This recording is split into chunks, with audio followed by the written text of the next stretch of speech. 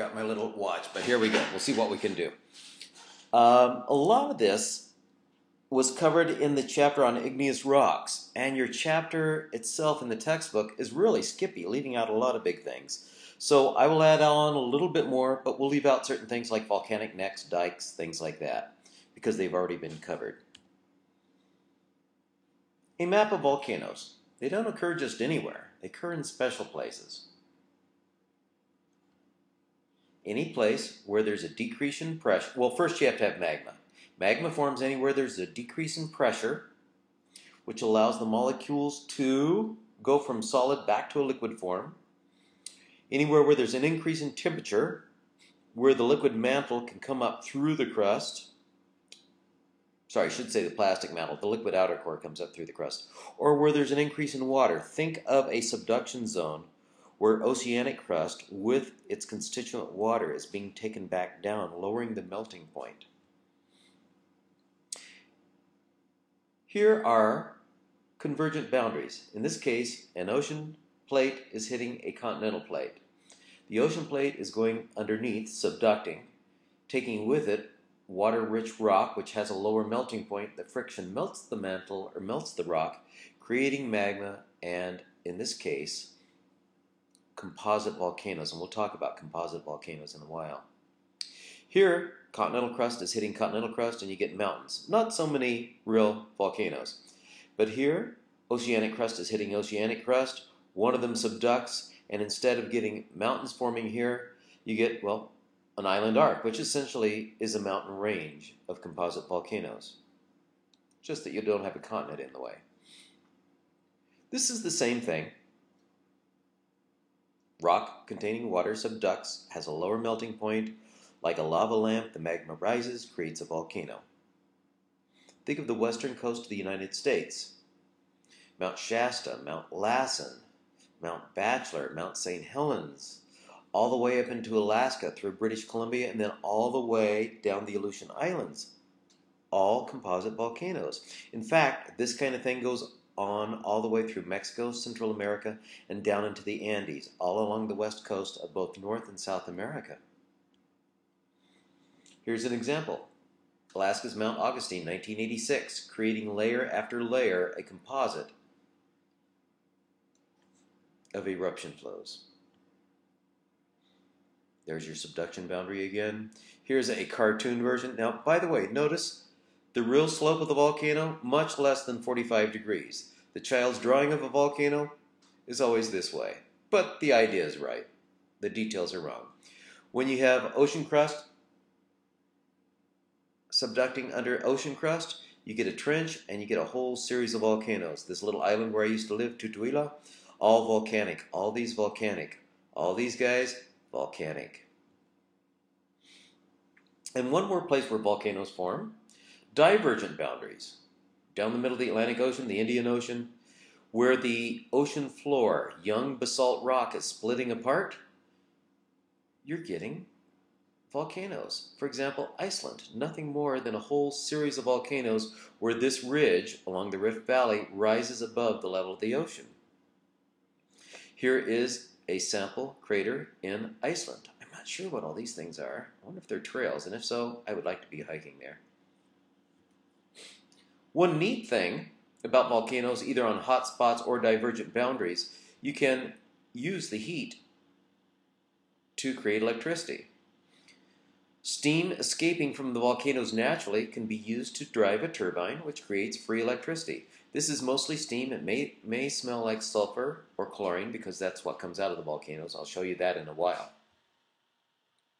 And one other spot where volcanoes form, hot spots. We've got divergent boundaries, convergent boundaries, and simply the big earth zits known as hot spots. In this case, here is Hawaii, still active, but the new place where the hot spot is rising is the Loihi Seamount, still about 10,000 feet underneath the water. One thing that your book doesn't talk about, another type of eruption, is a fissure eruption. You don't always get central craters. Sometimes you get long cracks, like in the northwest United States with the Columbia Plateau. And you get hundreds of square miles of lavas, not from a volcanic vent, but from a fissure. Types of magma. You have basaltic, dark colored, and rhyolitic, light-colored. Low silica, about 50%. High silica, about 70%. Not much gas in this one. A lot of gas in this one, which means this is low viscous. This is high viscous, really thick, like honey in the refrigerator.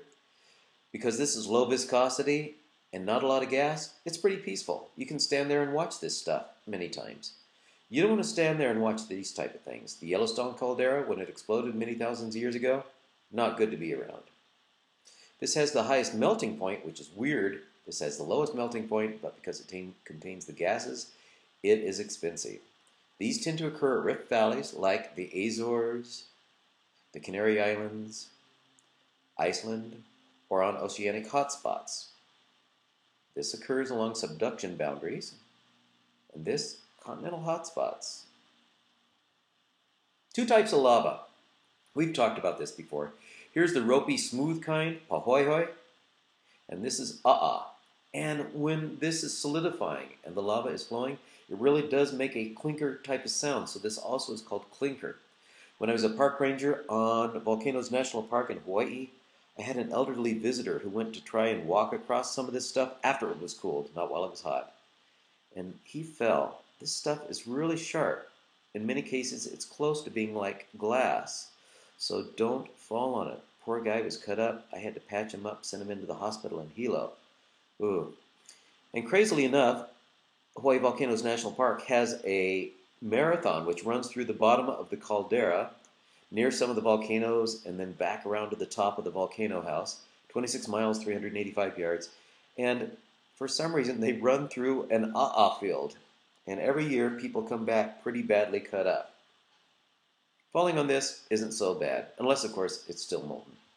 By the way, it takes only, I don't know, an hour or two for this to start roofing over, and you can walk on it. I always thought it was really thick as a kid growing up in Winslow looking at the San Francisco volcanic field. It comes out thin layer by thin layer. It's not 20, 30, 40 feet thick. It can be if it's like this. But the lava flows, pvONLINE flows, tend to be probably less than 15 feet thick and usually at the edges less than a foot thick. Underneath the water, where the lava oozes out like an extruder machine, you get what's called pillow lava. Remember, in the early Earth, they have found pillow lava indicating that there must have been water on Earth about 3.5 billion years ago, much sooner than was thought previously.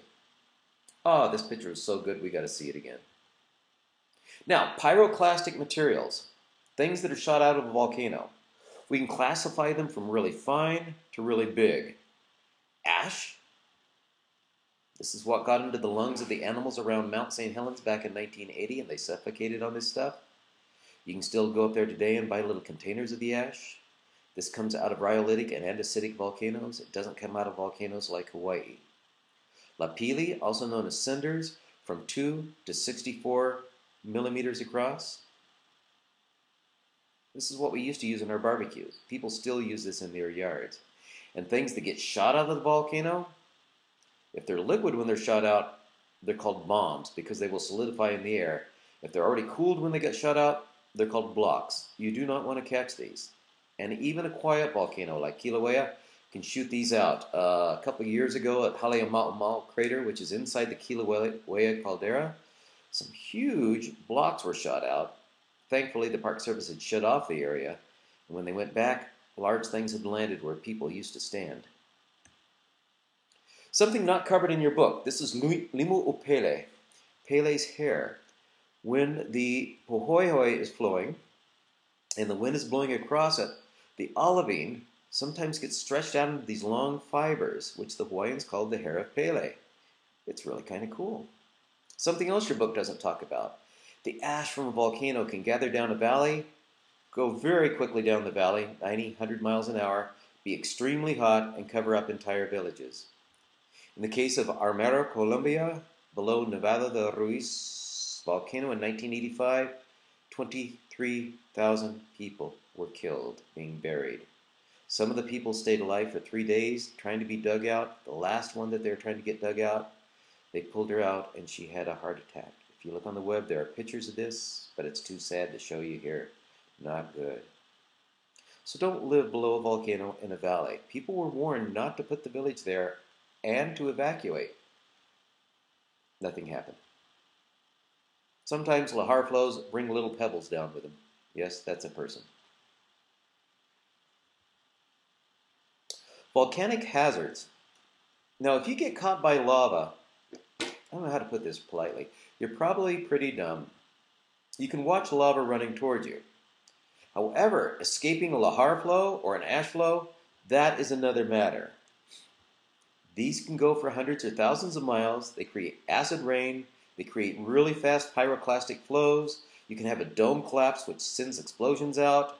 And you can have what are called phreatic explosions, where the hot material mixes with groundwater and causes explosions. But these are the explosive volcanoes, not the quiet Icelandic, for the most part, or Alaskan volcanoes. There was the unpronounceable Icelandic volcano a couple years ago, which people didn't want to get close to and which shut down air traffic over Europe for a couple of weeks. What comes out of volcanoes besides pyroclastics? Your book doesn't mention this. The main gas is water.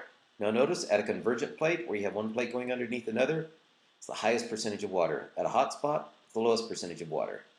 The second most plentiful gas, CO2, carbon dioxide. Highest at a hot spot, lowest at a convergent plate. And then sulfur dioxide, which when it mixes with the water creates sulfuric acid, which is really nasty to breathe. Working on the volcano in Hawaii, we had gas masks, and yes, they were necessary on occasion. Followed by molecular hydrogen, carbon monoxide, hydrogen sulfide, HCl, hydrochloric acid, and HF. But know this, water, carbon dioxide, sulfur dioxide, those are the big three. I will pause here, and we'll pick up the lecture on the other side. Don't look at that. That's top secret. Can't see it yet.